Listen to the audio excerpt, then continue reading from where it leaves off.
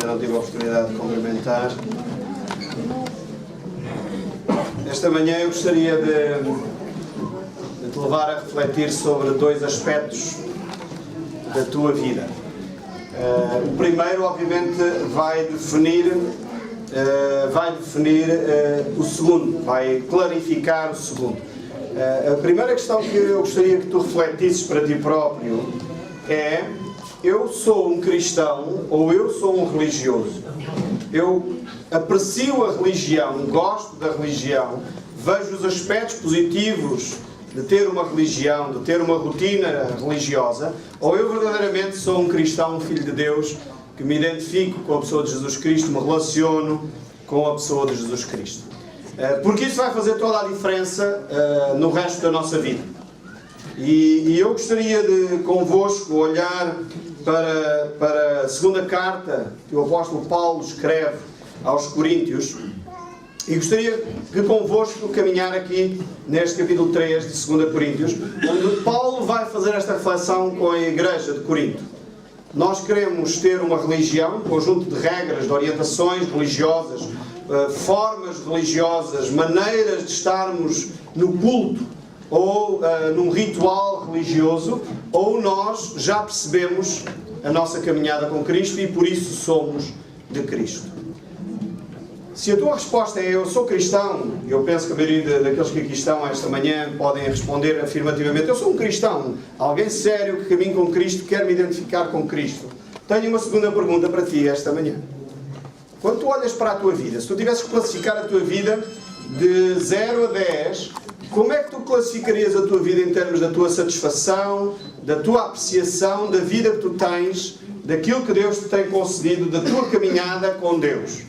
Quando tu olhas para a tua vida e se tivesses classificado de 0 a 10, como é que classificarias, olhando para o teu ministério, para aquilo que é o teu desempenho como cristão, que valor tu te darias a ti próprio? Que autoavaliação tu fazes da tua caminhada cristã? É uma caminhada gloriosa, fantástica? Estamos caminhando perto do Senhor, sendo transformados de glória em glória? Ou, e quase nem tenho palavras para definir o resto, ou como é que eu classificaria a minha vida cristã? A minha caminhada com Deus? A transformação que Deus diz operar na minha vida. E é isto que Paulo vai falar aqui aos Coríntios. Ele está a fazer uma apologia acerca do seu apostolado. E alguns homens andavam a duvidar acerca de se ele era verdadeiramente um apóstolo ou não. E Paulo vai então fazer uma comparação da sua caminhada como apóstolo e daquilo que era a caminhada daqueles que defendiam uma religião. Que é a primeira pergunta que eu vos fiz esta manhã. Então eu quero te desafiar a olhar para as Escrituras e juntos vamos tentar caminhar neste capítulo 3. É uma leitura extensa, mas eu creio que vale a pena nós lermos este segunda carta aos Coríntios, capítulo 3, desde o verso 1 até o 18, porque o texto nem termina no verso 18, continua para o capítulo 4, mas hoje não vamos entrar no capítulo 4, vamos só ficar por este capítulo 3, e o só aqui é coloquial. Diz assim a palavra do nosso bom Deus. Eu estou a usar a versão King James, mas há alguns versículos que estão mais bem explícitos na versão atualizada do que nesta, mas mesmo assim esta tem uma expressão muito interessante em muitos dos textos. Diz assim: será que com isto estamos tentando nos recomendar novamente a nós mesmos, diz o apóstolo Paulo, nesta defesa de fé do seu apostolado? Será que necessitamos, como alguns, de cartas de recomendação para vós ou da vossa parte? Paulo está a dizer assim: vocês conhecem, vocês sabem quem eu sou, como é que eu me tenho conduzido como apóstolo no vosso meio. Será que eu agora tenho que dizer quais são as minhas credenciais? Vocês conhecem quem eu sou. Ou alguém que vai ter que dar credenciais a meu respeito. Achei interessante agora com este projeto que nós estamos a tentar nos envolver também como igreja, dia 7 e 8 de abril, com a Associação Billy Graham. Sempre que nós nos envolvemos, eles fazem o que é o protocolo habitual, que é pedir cartas de recomendação. Então eu já trabalho com a Associação Billy Graham há vários anos, mas sempre que eles estão cá em Portugal contactam comigo para eu colaborar com eles, mas mais uma vez pediram cartas de recomendação e eu perguntei a quem é que eu vou, quem são as pessoas que eu posso pedir para me recomendarem a mim, a uma associação que me conhece pelo trabalho que eu já tenho feito com eles. E então pensei, bem, olha, vou pedir a alguns dos meus discípulos, a algumas pessoas que eu trabalhei, que agora por acaso estão em funções diferentes, mas foi alguém que eu treinei como meu discípulo, eles se calhar conhecem melhor do que outros, não é? Então pude recomendar a alguns pastores que eu próprio já fui diretor de estágio deles, para que eles possam dar recomendações a meu respeito. E é isto que Paulo está aqui a dizer. A quem é que eu vou pedir carta de recomendação? Aos meus discípulos, que me conhecem tão bem, que fui eu que os ensinei as verdades cristãs, ou quem é que me vai recomendar a mim e à minha equipa? Verso 2. Vós sois a nossa carta, escrita em nossos corações, conhecida e lida por todos. O facto da vossa vida estar a caminhar em Cristo é a nossa melhor credencial. Qual é a credencial de um pastor? É as vidas transformadas das suas ovelhas. É o facto dos cristãos estarem a caminhar em vida de santidade. É o facto da sua congregação ser um exemplo para outros. Esta é a carta escrita que nós podemos oferecer. E é o que Paulo está a dizer à sua igreja de Corinto. Vós mesmos tendo demonstrado que sois uma carta de Cristo, resultado do nosso ministério, escrita não com tinta, mas com o Espírito do Deus vivo, não em tábuas de pedra, mas em tábuas de corações humanos. E é por intermédio de Cristo que temos tamanha confiança em Deus. Não que possamos reivindicar qualquer coisa com base nos nossos próprios méritos, mas a nossa capacidade vem de Deus. Ele nos capacitou para sermos ministros de uma nova aliança, não de letra, mas do Espírito. Porquanto a letra mata, mas o Espírito vivifica.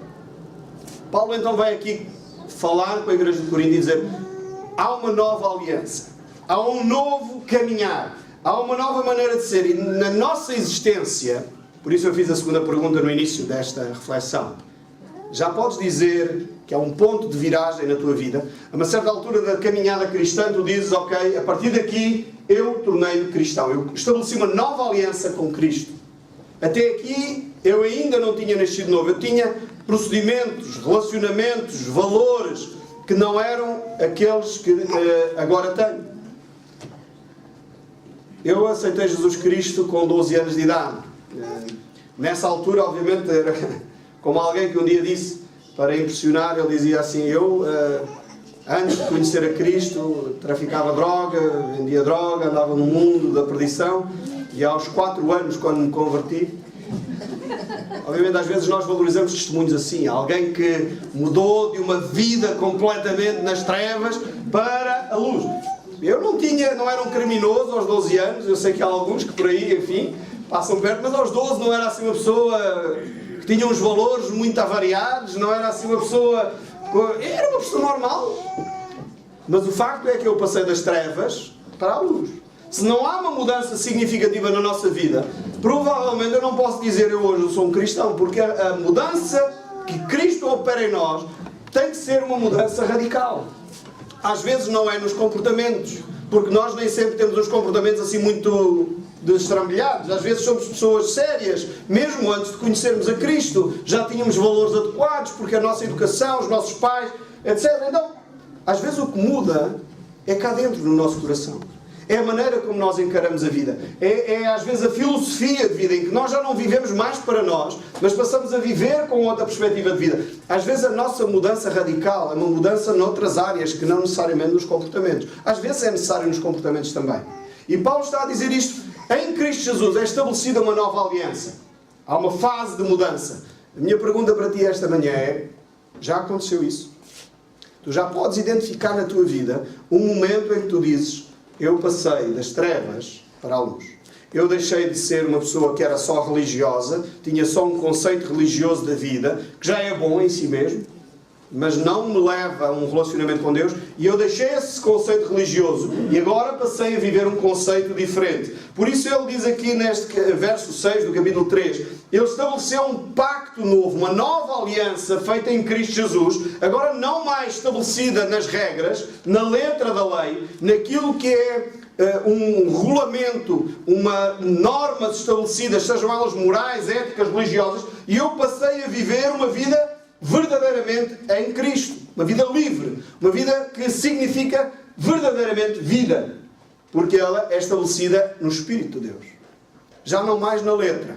Já não mais no formalismo. Não mais na religião. Mas agora então é uma vida estabelecida em Cristo Jesus e uma estabelecida no Espírito. Então ele vai nos dar 7 características do que é uma vida verdadeiramente estabelecida neste novo pacto. A primeira, então, é uma vida que é estabelecida no Espírito. Nós vemos por este verso 6. O segundo aspecto que ainda encontramos neste verso 6 é que esta vida que é estabelecida no Espírito é vida. Não é só letra. Não é só regras. Não é só formalismos. Na nossa igreja, para adorar a Deus, e alguns às vezes pensam assim. É interessante que a nossa comunidade, pela graça de Deus, tem recebido pessoas de outras culturas cristãs, e é uma bênção termos pessoas de outras culturas cristãs, porque isto, obviamente, leva-nos a refletir sobre a nossa própria cultura. Estamos nós a fazer o que fazemos porque é bíblico ou porque é a nossa tradição. E é quando nós nos chocamos uns aos outros no sentido positivo que nós começamos a questionar porque é que nós fazemos o que fazemos como fazemos. Porque é que nós, quando cantamos, ficamos em pé? Porque é que nós, quando cantamos, levantamos ou não levantamos as mãos? Porque é que nós, quando cantamos e louvamos a Deus, ficamos sentados? Porque é que nós, quando tomamos a ceia em copos pequeninos ou tomamos num cálice só? Porque é que nós tomamos a ceia com pão com fermento ou com pão sem fermento?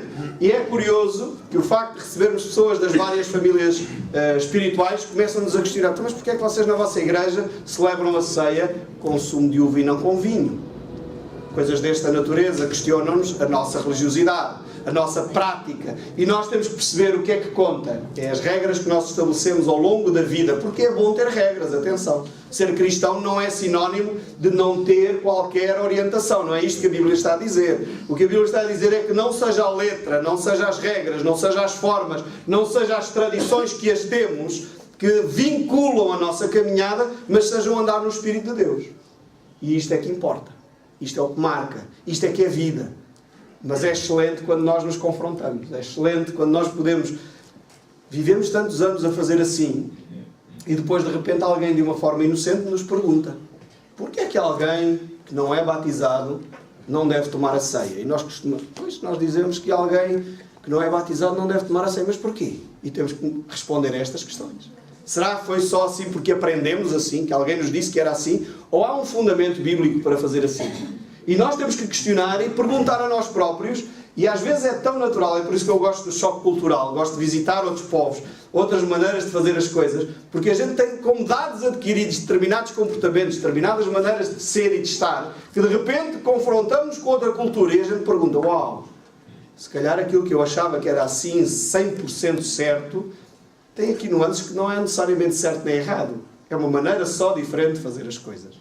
E o choque cultural é tremendo, é fantástico, para nos levar a questionar a nossa própria caminhada. Mas o que mais importa, e é o que Paulo nos diz aqui, o que mais importa do que regras, cultura, hábitos, é o poder caminhar no Espírito de Deus. E é o que ele vai concluir nesta secção, dizendo: onde o Espírito de Deus está, aí há liberdade. Eu posso ter a minha prática, posso ter a minha religião, entre aspas aqui, posso ter a minha cultura religiosa, que isso não faz muita diferença. Há poucos dias, a minha Débora, estávamos ao jantar e ela perguntou: pai, porquê é que nós, como evangélicos, não fazemos este sinal? Não é? Já repararam que a maior parte dos evangélicos não faz o sinal da cruz, não é? E já agora, era uma tradição fantástica que se calhar precisávamos de recuperar. Porquê é que não fazemos? Eu não vou abrir porque está a ser gravado e depois vai para a internet as respostas. Se calhar a maior parte de nós nem sabe porque é que não faz. Talvez por oposição, porque alguns fazem, e porque queremos nos distinguir daqueles que fazem, nós não fazemos. Mas faz mal fazer o sinal da cruz. Sabem o que é que simbolizava o sinal da cruz quando os primeiros cristãos começaram a fazê-lo? Este símbolo de fazer a cruz, e nós evangélicos, porque aquilo tem uma posição certa de fazer. Eu não sei se há aqui alguém católico que me possa corrigir. Eu não sei se é primeiro para a esquerda e depois para a direita. Eu sei que há um trânsito aqui porque isto tem uma prática, tem um significado. E os primeiros cristãos a fazer este símbolo queriam dizer que antes de eu chegar, chega Cristo. Por isso eu estabeleço a cruz antes de mim próprio. E eu faço o símbolo da cruz porque é Cristo que governa os meus membros superiores, o meu corpo, a minha mente, é Cristo quem a controla. E eu, quando ouvi a explicação, disse: nós evangélicos temos que começar a fazer isto. Porque isto é bíblico. Ou não? Só que como alguns fazem, e se calhar a maioria daqueles que fazem nem sabem porque é que fazem porque é um amuletozinho que dá sorte, não é? Penso que a maioria das pessoas que faz o símbolo da cruz também nem sabe porque é que faz. E é pena, porque deveria saber porque é que faz. Que a minha mente, o meu corpo e os meus membros estão santificados em Cristo. E por isso eu faço o símbolo da cruz. Então vale a pena ter algumas tradições quando nós sabemos porque é que as temos. Há uns anos atrás estava a fazer o funeral, até foi o funeral do pai da Dina, estávamos a fazer lá em Bordeira, eu estava com o pastor Luís Calixto, estávamos a fazer, e em Bordeira, lá na igreja, quando há funerais, a igreja enche, normalmente, e a comunidade cristã lá evangélica é pequena, e quando a sala enche, eu diria 90% das pessoas que lá estão são católicas, que vêm ao funeral evangélico. E eu, olhando para aquelas pessoas, estava lá, pensei e disse ao pastor Luís, olha, nós vamos orar a oração do Pai Nosso. Nós evangélicos não temos o hábito, alguns de nós se calhar nem sabem a oração do Pai Nosso. E ele disse, Paulo, a oração do Pai Nosso é os católicos que oram. Não, a oração do Pai Nosso, quem ora são os crentes, não é? Porque foi Jesus que nos ensinou. E às vezes nós cristãos evangélicos perdemos coisas que são boas só porque outras tradições fazem e a gente já nem sabe porque é que as perdeu. É verdade que nós, obviamente, temos no mesmo ensino de Mateus capítulo 6, Jesus a nos ensinar que não usemos esta oração como vã repetição. E é por isso que os evangélicos não a usam sistematicamente. Mas isso não significa que não a usemos.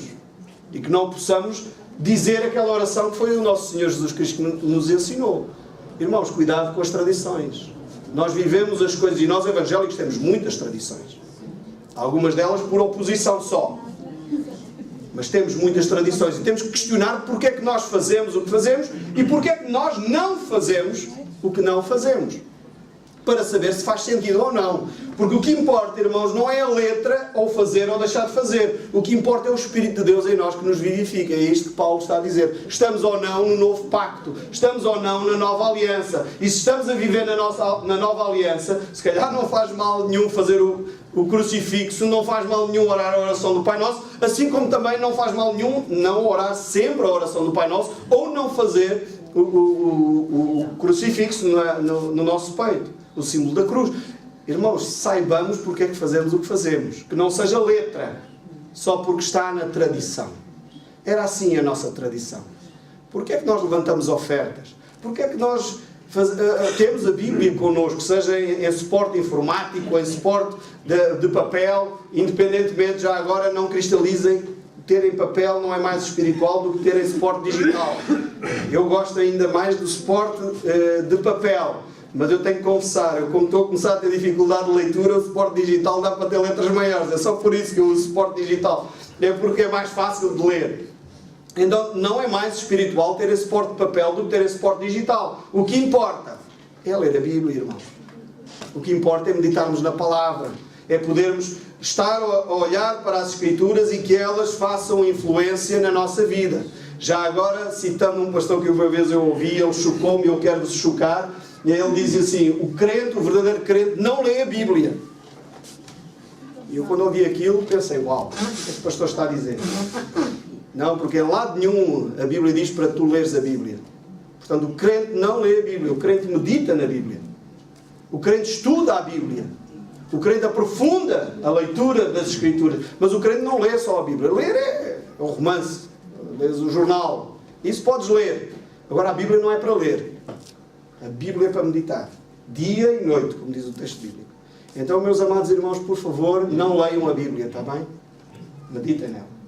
Aprofundem o estudo desta santa palavra. Porque é ela que vai fazer diferença em toda a nossa vida. Então, em suporte digital, ou em suporte de papel, ou noutro suporte qualquer, áudio, ou outra coisa qualquer, meditem nesta Escritura, porque é ela que vos vai trazer vida.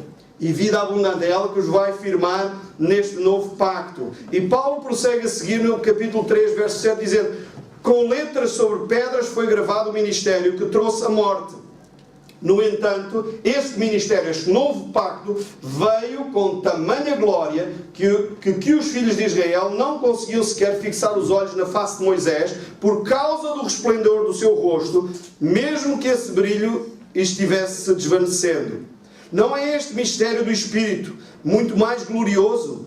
Ora, se o mistério que trouxe a condenação era glorioso, quanto mais ainda será o ministério que produz a justificação. Então, irmãos, eu perguntei-te no início, se tu tivesses que classificar a tua caminhada com Cristo, este novo pacto, em que ponto é que tu te encontras? Como é que tu olhas para ele? É um ministério glorioso? É algo que tu dizes, uau, Deus está a trabalhar em mim, glória a Deus. Paulo está a querer estabelecer aqui um parâmetro de comparação com Moisés. Eu fascina-me a personagem de Moisés. Moisés é talvez dos maiores gigantes que se encontram nas Escrituras, ao ponto de nós vermos a Bíblia dizer lá no Evangelho que Moisés e Elias se juntaram com Jesus a certa altura para conversarem sobre aquilo que estava para acontecer com Cristo Jesus. Então tal é a dimensão deste gigante da fé que é Moisés. No entanto, Paulo está a dizer assim: tu que estás sentado na tua cadeira tens um ministério mais glorioso do que Moisés. Tinhas percepção disto? Eu achei fascinante. Uau! O que é que Deus está a dizer? Que tu e eu, que somos quem somos, com as fraquezas que temos um ministério mais glorioso do que Moisés. E ele vai dar as razões. A primeira é que Moisés e o ministério de Moisés era um ministério que era para condenação. Era o ministério da lei. Era o ministério da letra que mata. E Cristo Jesus nos deu o ministério da vida, o ministério do Espírito que vivifica, o ministério da justificação, o ministério que retira-te da condenação e te traz para um lugar de justiça. Percebes esta diferença? Por isso o ministério é glorioso. Eu imagino aqueles dias em que Moisés recebeu a lei, em que Moisés teve aquele encontro com Deus, que viu a glória de Deus, ainda que por detrás, diz as Escrituras, viu assim de relance só a glória de Deus, e por causa deste encontro que Moisés teve com Deus, diz as Escrituras, e Paulo pega nesta imagem, o seu rosto começou a ser uma lâmpada fluorescente, o seu rosto brilhava. Moisés à noite aquilo devia ser um incómodo para a mulher deles: oh querido, apaga lá a luz, não é? Moisés estava a brilhar dia e noite. Não? Há esposas que se queixam do ressonar dos maridos. Eu imagino que a esposa de Moisés, coitada, oh querido, apaga lá isso, não é? E não dava para apagar dia e noite. Moisés a brilhar, com o rosto a brilhar. E por causa que isto estava a ser incómodo, provavelmente para a sua mulher, para as pessoas com quem ele convivia, as pessoas viam Moisés lá à distância: olha quem vem lá, olha Moisés, está a brilhar ali ao fundo. Lembram-se que naquela altura era deserto, não havia luz elétrica, não é? E Moisés vinha a 3 km, já a malta via a cabeça de Moisés a brilhar, não é? E não havia radioatividade naquela altura, como há hoje. E Moisés, para que as pessoas não fossem incomodadas pela glória que ele tinha, diz o texto, pôs um véu na cara, que era para ver se ofuscava aquela glória, se ofuscava aquele brilho. E ainda que isto tivesse um fenómeno tão extraordinário, que eu imagino que se o pastor entrasse aqui a brilhar, o Dr. Zé Manel e os enfermeiros, não é? Quando andam a dizer ao pastor, no Natal era a minha sobrinha, oh tio, não podes comer isto, olha as diabetes, olha.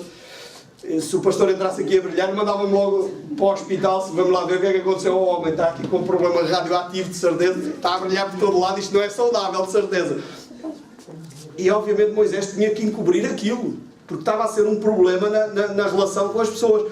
Agora, Paulo está a dizer que aquilo que era um fenómeno tão extraordinário, ainda assim não se compara com a glória que tu e eu temos. Já percebeste? Não te fascina isto? O problema é que a gente olha só ao espelho lá em casa. Glorioso eu. Isto nem um fósforo, nem um pau de fósforo. Não dá luz nenhuma quase. Podes dizer aí ao teu irmão, se faz favor: tu és glorioso em Cristo. Não és glorioso em ti mesmo, é só em Cristo. Tu és glorioso em Cristo. Podes dizer ao teu irmão: tu és glorioso em Cristo. Mas não te enganes. Tu és glorioso em Cristo.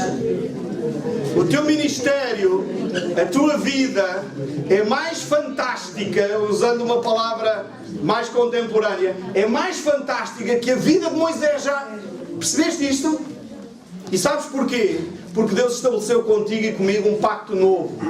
Um pacto estabelecido no seu sangue. Um pacto estabelecido no seu Espírito Santo que nos vivifica.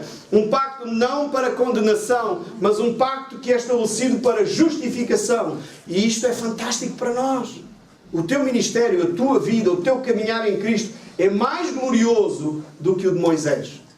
Agora eu preciso fazer uma pausa aqui, irmãos, porque lembram-se da semana passada nós temos falado de não fales a mentir ao teu irmão, não andes abanado por qualquer vento de doutrina. Infelizmente há ventos de doutrina que circulam no nosso meio, que nos levam a desviar daquilo que é o ensino bíblico e nos levam a caminhar para coisas que são humanas, são carnais, eu diria mesmo são diabólicas. E eu quero-te deixar claro que eu não estou a falar de pensamento positivo que é diabólico e carnal. Pensamento positivo centra-se em ti. Centra-se nas tuas capacidades, centra-se naquilo que tu podes fazer e tu dizes a ti mesmo, eu sou capaz. Isto é pensamento positivo. Eu quero dizer que eu não estou a falar do pensamento positivo, irmãos. Eu estou a falar daquilo que as Escrituras dizem e que a Palavra de Deus nos diz, que a nossa vida é mais gloriosa por causa de Jesus Cristo. O pensamento positivo é pernicioso, pecaminoso e carnal. Porquê? Porque eu levo a mim mesmo a superar as minhas limitações, mas baseado em quê? Na minha carnalidade, nas minhas competências, nas minhas capacidades. E isto sim é um pouco melhor do que o pessimismo lusitano, não tenho dúvidas disto. Mas olha que o pessimismo lusitano é tão pecaminoso como o pensamento positivo. É igualmente errado, é carnal. Porque o pessimismo lusitano é o quê? Eu olho para a vida e está tudo errado, nada presta, nada funciona. Irmãos, isto é carnalidade. Porque a vida não é assim. E eu deveria estar grato. Mas também não é. Basta pensar, basta eu querer e tudo acontece. Isto é errado. E eu quero deixar claro, não me confundam com os pregadores do pensamento positivo. Porque eu não estou a falar de pensamento positivo.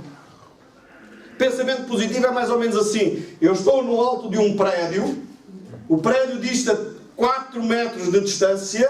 E eu penso assim, se eu pensar forte, eu sou capaz de saltar isto. E eu vou pensar com muita força que eu consigo saltar 4 metros. Eu vou conseguir saltar 4 metros. Eu vou conseguir saltar 4 metros. E salto 3,90 metros. O que é que me acontece? Isto é o pensamento positivo. Perceberam? Pois é. Irmãos, fujam do pensamento positivo. O pensamento positivo é diabólico, é carnal. Agora, não podemos deixar de afirmar o que a Bíblia afirma. Porque o que a Bíblia afirma é a verdade. Já como dizia o nosso poeta famoso, ele costumava dizer: a mentira, para ser segura e atingir profundidade, tem de ter sempre à mistura um pouquinho de verdade. E olha que o pensamento positivo é isto. É tu olhares para as tuas capacidades e dizer: eu vou ser capaz, eu vou ser capaz, eu vou ser capaz. E eu encho o meu coração de eu vou ser capaz. Isto é o quê? É eu. E eu prefiro não me alicerçar no eu. O apóstolo Paulo diz a certa altura: não te estribes no teu próprio entendimento. Estribes é a expressão usada para quem monta a cavalo. Quem monta a cavalo mete os pés nos estribos. E ele está a dizer: não te firmes, não te apoies no teu próprio entendimento. Firma-te em Cristo. E quando eu me firmo em Cristo, então eu tenho que perceber o que Deus diz acerca de quem eu sou. E eu tenho que afirmar o que Deus diz acerca de quem eu sou. E não aquilo que eu acredito acerca de quem eu sou. Percebem a diferença, irmãos? Então não me confundam de modo algum com pregadores do pensamento positivo, porque eu fujo do pensamento positivo. Porque o pensamento positivo é carnal e diabólico. Assim como o pessimismo é carnal e diabólico. Não é melhor o pessimismo. O que eu preciso de dizer a mim mesmo é a verdade em Cristo. E a verdade em Cristo, como diz o texto bíblico que nós temos diante de nós, é que pela graça de Deus o nosso ministério é mais elevado até que o ministério de Moisés, porque o nosso ministério assenta na justificação em Cristo Jesus. E o verso 10 prossegue: porque o que no passado foi glorioso, agora não tem o mesmo esplendor, quando comparado com esta glória insuperável. Paulo está a dizer assim: o pacto que nós vivemos, a vida que tu tens em Cristo Jesus, aqueles que são verdadeiramente cristãos, têm uma glória insuperável, inalcançável, que não é igualável àquela glória que Moisés tinha. Ele brilhava, sim, mas tu brilhas muito mais. Eu devia ter trazido um espelho para vocês olharem as vossas caras agora. Ninguém está a acreditar nisto que o Paulo está a dizer. Ainda bem, porque não sou eu que estou a dizer, é a Bíblia. Tens Bíblia?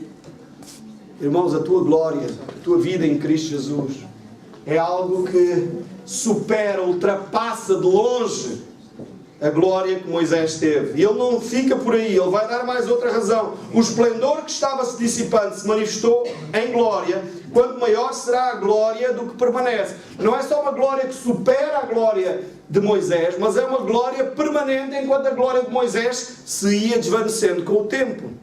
Aquele encontro fantástico que Moisés teve com Deus, com o passar dos dias, com o passar dos meses, passar dos anos, foi-se desvanecendo. E é interessante o que este texto bíblico Paulo diz acerca dessa glória de Moisés. Eu nunca tinha pensado nesta maneira como Paulo descreve aqui, porque é que Moisés usava o véu na cara. Eu sempre pensei, Moisés usava o véu na cara para não ofuscar os israelitas que viam o brilho do seu rosto. Mas Paulo vai nos dizer nos versos mais à frente que Moisés usava aquele véu na cara para que os israelitas não reparassem na glória de Deus que se desvanecia dele. Irmãos, em Cristo Jesus nós não precisamos fingir uma coisa que não somos. Tu podes ser quem tu és, porque é Cristo que está a mudar quem tu és. Então, a glória que Cristo estabelece em nós é uma glória permanente, não é uma glória que se dissipa, não é uma glória que se vai desvanecendo com o tempo. Mas, irmãos, isto é em Cristo mais uma vez, porque eu estou habituado a olhar para a vida de alguns cristãos e em vez de parecer que a glória de Cristo aumenta, que é o que diz o texto do verso 18, a glória vai aumentando de glória em glória, Cristo nos vai transformando de glória em glória à imagem do seu Filho Jesus Cristo, e quanto mais velhos nós somos, mais gloriosos nós somos. Os irmãos aqui com mais de 70 anos podem fazer um sinal. Os irmãos com mais... Força, irmão, não tenham receio da vossa idade, é bênção. Eu não tenho mais, é só para dar um exemplo. Hein? Eu não tenho, pareço, mas não sou. Os irmãos com mais de 70 anos aqui. Irmãos, estes irmãos têm mais vida cristã. Alguns de vocês caminham com Cristo há mais anos. Sabe o que a Bíblia diz acerca de vocês? Vocês deveriam ser mais gloriosos. Quem tem 20 anos aqui nesta? Quem tem 20? Menos de 20, para baixo dos 20. Alguns, boys ali. Fala a verdade em amor, irmã. Fala a verdade em amor. Irmãos, caminhada cristã, às vezes nós pensamos, é os jovens que vão levar o reino dos céus. É os jovens que vão proclamar as boas novas do Evangelho. Sim, também, obviamente. Mas, irmãos, aqueles que têm mais 70, aqueles que têm 60, aqueles que têm 40, caminhada cristã é sinónimo de transformação de dia a dia, em que cada dia que passa eu sou mais parecido com Jesus. Pergunta: és mais parecido com Jesus? Jesus está hoje, reflete-se mais Jesus em ti do que no passado? Hoje o teu caráter é mais paciente do que no passado?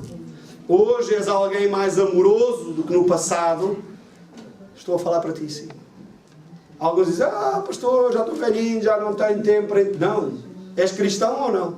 Tens um pacto de nova aliança com Cristo ou não? Porque se não tens, esta mensagem não é para ti, sem dúvida. Se tens, irmãos, não parou. O cristão não entra na reforma. Não há altura para o cristão dizer, agora estou reformado, já não preciso de mudar mais. Não. É até a vinda do Senhor. De glória em glória, refletindo cada vez mais a imagem de Jesus. Aquele autor que escreveu o livro O Apóstolo dos Pés Sangrentos, ele relata a certa altura um episódio em que ele viaja da China para a Inglaterra para vir visitar a comunidade cristã e conhecer melhor a comunidade cristã, e a certa altura ele bate à porta do mosteiro para tentar entrar e obviamente conhecer como é que os cristãos do Ocidente viviam, porque ele era alguém que tinha vivido o cristianismo de uma forma intensa. Não sei se alguém leu esse livro, O Apóstolo dos Pés Sangrentos, vale a pena ler. E ele bate então à porta do mosteiro para tentar compreender melhor o cristianismo do Ocidente, e a senhora que abre a porta pelo postigo, isto é passado não nesta época contemporânea, abre a porta do postigo, identifica a pessoa, olha para a pessoa e ele diz, eu queria falar com o bispo do mosteiro, porque queria entender melhor o cristianismo aqui. E ela, assustada com a cara do homem, vai lá para dentro e diz ao bispo, olha, está lá fora um senhor que quer conhecê-lo e quer conhecer a vida cristã de uma forma mais intensa. E o bispo pergunta, mas quem é ele? Olha, não lhe perguntei o nome, mas parece Jesus Cristo. Irmãos, parecemos nós Jesus Cristo? Espero que não. Eu estou a deixar crescer a barba, não é por isso. Parecemos nós, Jesus Cristo. Refletimos nós a imagem de Jesus. As pessoas, quando olham para nós, veem a pessoa de Jesus Cristo. Veem o caráter de Cristo refletido. Veem a conduta de Jesus refletida. Porque a glória que nós recebemos é insuperável até pela glória que Moisés tinha. A glória que nós recebemos em Cristo Jesus é mais permanente do que a glória que Moisés tinha. E o texto não fica por aqui. O texto prossegue dizendo no verso 12: sendo assim, em vez de que temos esta qualidade de fé, expressamos muito mais confiança. Não somos como Moisés, vejam o verso 13, que cobria com um véu sobre a sua face. Agora vejam para quê? Para que os filhos de Israel não observassem que o resplendor do seu rosto se estava dissipando. Irmãos, tu te escondes. Isto é típico de quem se afasta do Senhor. Quando eu me afasto do Senhor, o que é que a gente faz? Não queremos contacto com os cristãos. Sabem porquê? Porque pomos um véu, que é para as pessoas não verem. Pomos aquela cara simpática de cristão quando estamos com os cristãos, mas depois tiramos o véu e revelamos quem somos. Moisés, pela glória que se desvanecia dele, colocou este véu na sua cara, porque obviamente a glória se dissipava. O cristão não precisa de véu, porque a glória no cristão não se dissipa, é permanente e aumenta de intensidade. Vai aumentando cada vez mais de intensidade. É quase como estas luzes aqui, ela tem um regulador, não estão ligadas, mas podes regular aí. Ela tem um bom exemplo, devagarinho. Isto é interessante, é mais ou menos assim. Podes começar, está ligado, não? Não está ligado. Pois, então assim, esta é uma glória que se desvanece muito rápido. Se puderem ligar aí um dos fios. É interessante que estes reguladores que estes candeeiros têm, se funcionasse, ok, já está a funcionar. Reparam na diferença? Eu vou virar para vocês para vos encandear, que é interessante este exemplo. Repare devagarinho, só para perceber, isto era a glória de Moisés, que se podes começar no mais intenso e vai perdendo intensidade. Isto era assim, as pessoas viam Moisés assim, não conseguem olhar para não, por isso ele pôs o véu na cara. Isto faz-se quando é que é o pastor Paulo Xavier a refletir a glória. Agora vai perdendo intensidade, devagarinho, era assim. Ia-se dissipando, dissipando, dissipando, dissipando, dissipando, ia perdendo intensidade. E por isso Moisés cobria. Agora não vai ninguém descobrir que eu já não tenho intimidade com Deus. O cristão é exatamente o oposto. O cristão está assim, encontra-se com Cristo, começa devagarinho, vai devagarinho, já tu puseste no máximo, variaste a ilustração. Começa devagarinho, vai subindo agora de intensidade. Irmãos, em que ponto da tua intensidade, da tua comunhão com Deus te encontras? De 0 a 10, como é que tu classificarias a tua relação com Deus? De 0 a 10, como é que tu classificarias? Porque, irmãos, o objetivo é chegarmos a 10, que é Cristo. O nosso objetivo é caminharmos de glória em glória. Não é andarmos aqui a vida toda num ramo-ramo que não é frio nem quente, podes pôr a meio. Não é frio nem quente, é assim uma luz, enfim, lusco-fusco. Não é? Temos glória. Percebes a glória de Deus em ti? Irmãos, não alimentes pensamentos positivos, alimenta o pensamento bíblico. Alimenta aquilo que Deus diz a teu respeito. E o que Deus diz a teu respeito é que o teu ministério, a tua vida, o teu encontro com Cristo, a tua relação com Deus é mais gloriosa até que a de Moisés. E é mais gloriosa porque ela não se dissipa, ela é permanente. E o texto bíblico prossegue dizendo que este véu em Moisés estava sendo colocado, obviamente, porque esta glória se dissipava. E o verso 14 prossegue: e por isso a mente dos israelitas se fechou, pois até hoje o mesmo véu permanece quando é lida a antiga aliança, não foi retirado, porquanto é somente em Cristo que ele pode ser removido. Então a nossa glória é maior do que a de Moisés, porque nós não temos véu na nossa cara. Nós podemos ser transparentes, nós podemos ser sinceros, nós podemos ser alguém que vive a vida de uma forma honesta, sabendo que nós temos limitações, sabendo que nós vamos falhar, mas quando falhamos nós sabemos e temos a humildade de dizer: eu peço perdão porque eu errei, eu preciso de Jesus, eu estou a ser transformado dia a dia, mas não tenho vergonha de ser quem sou. Não me escondo atrás de um véu. Acho interessante, quando estive na Holanda há uns anos atrás, fez-me espécie ver algumas coisas da arquitetura holandesa. Uma das coisas que me fazia espécie era perceber as janelas das casas dos holandeses. Eu não sei, as casas mais antigas são assim deste tamanho, quase enormes. Janelas de casa. Tu olhas e estás a ver as pessoas lá dentro da sala a fazer tudo. E eu ficava, isto não, em Portugal não ia funcionar, não é? Como é que as pessoas têm mas nem têm cortinas, atenção, nós aqui temos cortinas. Não têm cortinas. Tu estás a ver as pessoas lá dentro a jantar e a andar de um lado para o outro. E eu pensei, que coisa? Perguntei a um holandês, porquê é que as vossas casas têm janelas assim tão grandes? E a explicação que ele me deu fez-me pensar sobre a nossa cultura cristã. Ele disse, sabes, é que os holandeses no século XVI, XVII tiveram de facto um encontro com Deus sério. E os holandeses perceberam que eles podem viver a vida cristã de uma forma transparente. E as pessoas devem poder olhar para dentro das suas casas e ver como é que a sua vida em casa é, para poder saber o que significa ser cristão. E eu pensei, uau! Nós cristãos devíamos ter montras enormes para que olhem as nossas casas. Para que outros possam dizer, o que é ser uma família? Vamos ver a casa daquela pessoa que se diz que é cristã. E lá vamos descobrir o que significa ser família. Alguns já estão a pensar em paredar as janelas, não é? Percebem como Cristo transforma até a cultura, até a arquitetura é mudada quando Cristo entra na nossa vida. Irmãos, que adaptações, porque nós estamos a ser transformados de glória em glória. Nós estamos a ser mudados por aquele que é o Deus eterno. O Deus que não desiste de ti nem de mim. Aquele que Paulo diz em 1 Coríntios capítulo 15, aquele que começou a boa obra em ti, Ele a vai levar até ao fim. Até ao dia da redenção em Cristo Jesus. Ele vai transformar. E por isso Paulo prossegue dizendo no verso 15, de facto, até nossos dias, quando Moisés é lido, esse véu ainda cobre os seus corações. Contudo, quando alguém se converte ao Senhor, então o véu é removido.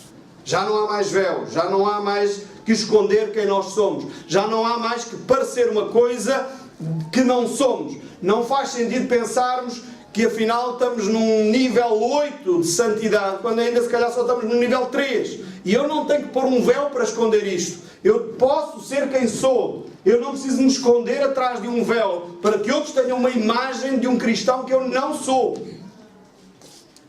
Porque eu posso ser em Cristo sincero, verdadeiro, transparente. E o verso 17 diz, e o Senhor é o Espírito, e onde quer que o Espírito esteja, aí há liberdade. As pessoas fazem uma grande confusão acerca do que é a igreja. E muitas vezes olham, porque há maus exemplos de igrejas cristãs, que fazem com que pensem que o cristianismo é um conjunto de regras e normas éticas e morais. E que aquilo tem que ser vivido de uma maneira tão escravizante que eu não tenho liberdade para nada. É um conceito errado acerca de Cristo. Onde está o Espírito de Deus, aí há liberdade. Eu posso viver de uma forma livre, completamente livre. Isto não quer dizer que eu não vivo com regras. Não é isso que eu estou a dizer. Não vão dizer coisas que eu não disse, está bem? Porque às vezes há conceitos que as pessoas adotam, dizem, o pastor agora diz que eu posso viver como me apetece. Não é isto que eu estou a dizer, está bem? Mas a Bíblia diz verdadeiramente que eu posso viver e devo viver livremente, que é uma coisa diferente. Viver livre é o poder fazer aquilo que eu livremente escolho fazer, nem sendo sequer subjugado pelo meu próprio desejo. Sabem porquê? Porque muitas vezes eu sou escravo de mim mesmo. Sou escravo da minha carnalidade. Sou escravo dos meus apetites. Sou escravo da minha vontade. E eu preciso ser livre até disso. Por isso, onde está o Espírito de Deus, eu sou verdadeiramente livre. Porque eu posso fazer a escolha entre fazer de facto a vontade de Deus ou fazer outra coisa diferente. E eu sou livre porque Deus dá-me um leque de oportunidades livremente para eu escolher. Mas para isso eu tenho que me libertar de mim mesmo. Tenho que me libertar da minha escravidão, dos meus desejos, dos meus apetites. É por isso que o jejum é uma disciplina espiritual. Porque o jejum faz o quê? Faz com que eu me discipline ao ponto de eu poder dizer aquilo que é uma necessidade básica para mim, que é comer, eu não vou comer, eu vou disciplinar o meu corpo ao ponto de ser livre para não comer. Agora, nós sabemos que isto tem limites, como é óbvio. Limites de saúde também, inclusive. É a mesma coisa, funciona às vigílias de oração. Eu posso optar por não dormir, manter-me acordado em disciplina de oração. Para quê? Para eu me tornar livre. Não é uma religião. Não é alguém que impõe. Não é alguém que diz agora vão ficar 21 dias em jejum de televisão. Quem tem ouvidos entenda. não há imposição, irmãos, é liberdade.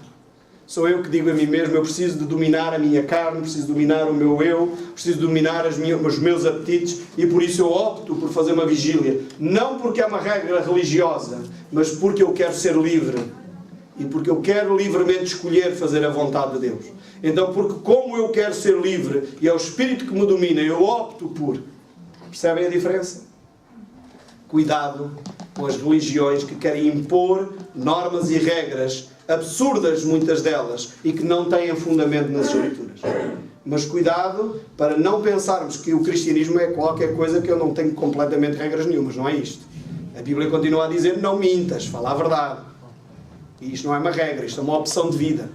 É um estilo de vida em que eu opto falar a verdade. A Bíblia continua a dizer para não adulterarmos. A Bíblia continua a nos ensinar a partilhar com os carenciados aquilo que eu tenho. A Bíblia continua a ensinar para eu não adulterar, coisas deste género. Então, cuidado para não confundirmos aquilo que são imposições humanas com a liberdade que eu tenho em Cristo Jesus. Não é? Não façam como aquele alcoólico, não é? Que foi ao médico e obviamente estava a tentar encontrar uma desculpa para continuar a beber, e na conversa o médico não tinha percebido isso, que ele era um alcoólico, e disse: ok, se beber um copinho de vinho à refeição, isso, enfim, pode dar assim um certo ânimo. O vinho tinto até tem alguns aspectos antioxidantes e não sei o quê, e não faz assim muito mal, não é? E ele vai para o bar e passado um bocado diz: os médicos são todos uns aldrabões, porque eu já vi 5 litros de vinho e não me consigo levantar. Como é que o vinho dá força, não é? Então cuidado, que é para não dizerem coisas que eu não disse, não é? Nem que os médicos não disseram. Então o texto bíblico nos mostra que em Cristo, neste novo pacto, eu posso viver uma vida livre. Para concluir, o verso 18 diz: mas todos nós, que com face descoberta contemplamos como por meio de um material espelhado a glória do Senhor conforme a sua imagem, estamos sendo transformados com glória crescente na mesma imagem que vem do Senhor, que é o Espírito.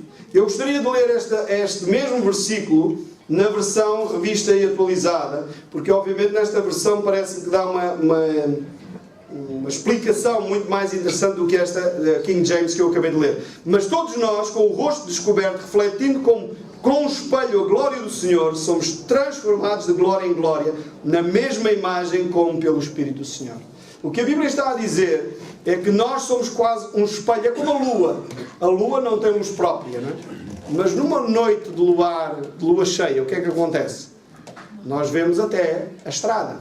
Se estivermos numa zona onde não há luz elétrica, nós podemos utilizar a lua, nós dizemos a luz da lua, mas isto é um erro, obviamente, porque a lua não tem luz, mas usamos a luz da lua para ver até o nosso caminhar.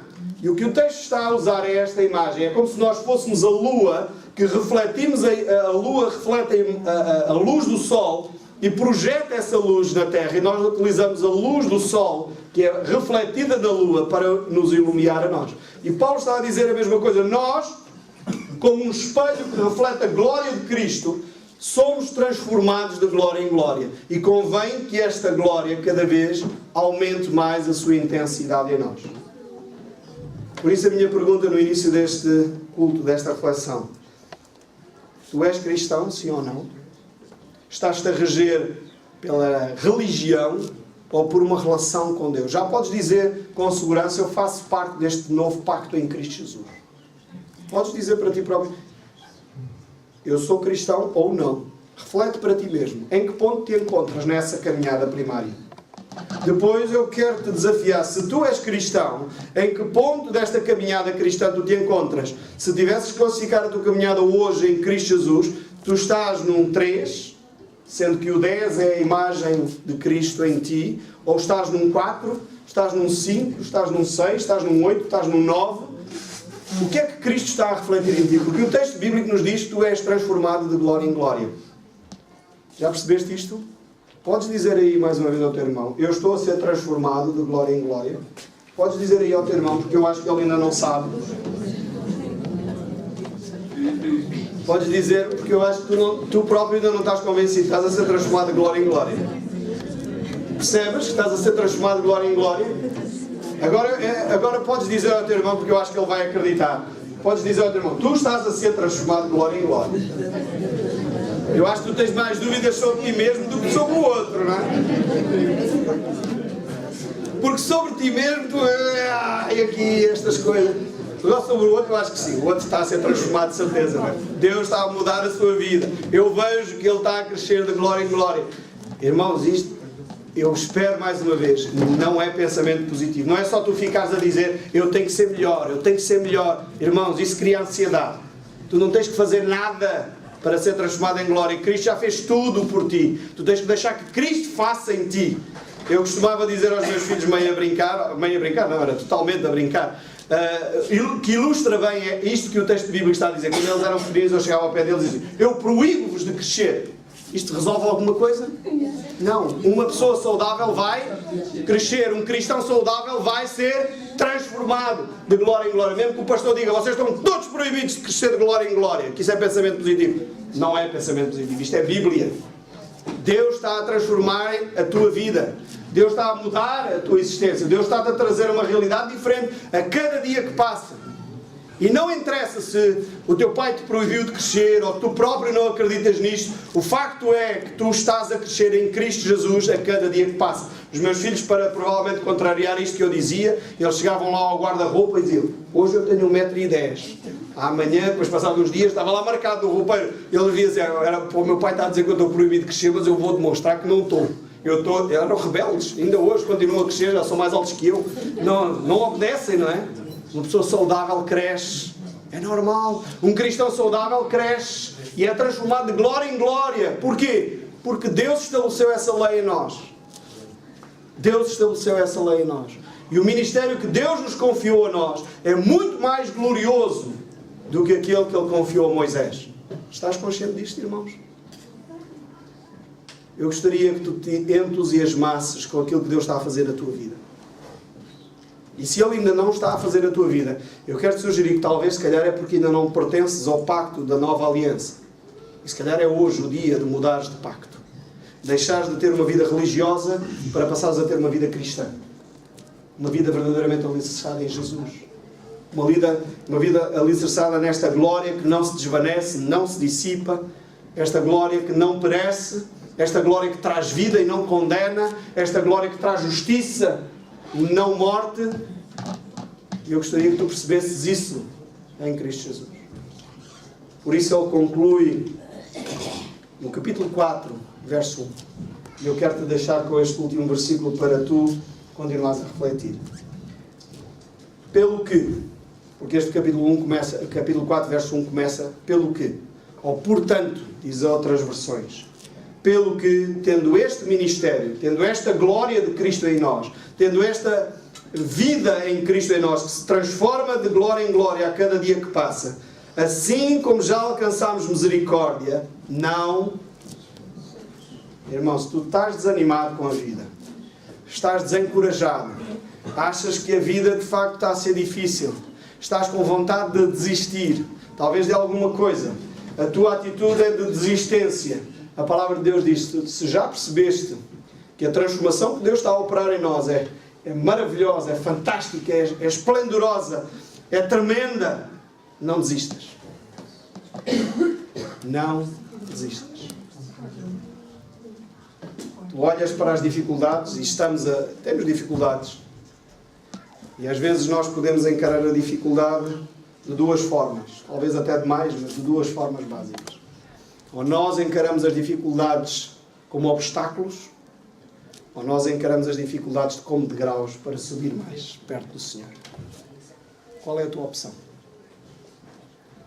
Ou tu encaras os obstáculos da vida como obstáculos e dizes isto é intransponível. Eu já tenho uma banda desenhada encomendada há muitos anos, à espera que os artistas a concluam, que ilustrem esta verdade.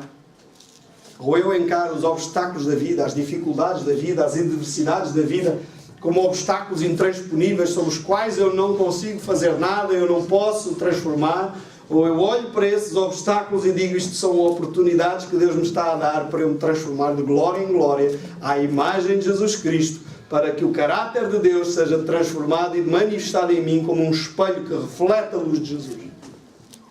Por isso não desanimes. Tens dificuldades, glória a Deus. Tens dificuldades, estás a passar por momentos difíceis, glória a Deus. Porque são oportunidades que Deus nos está a dar para refletirmos mais a sua imagem.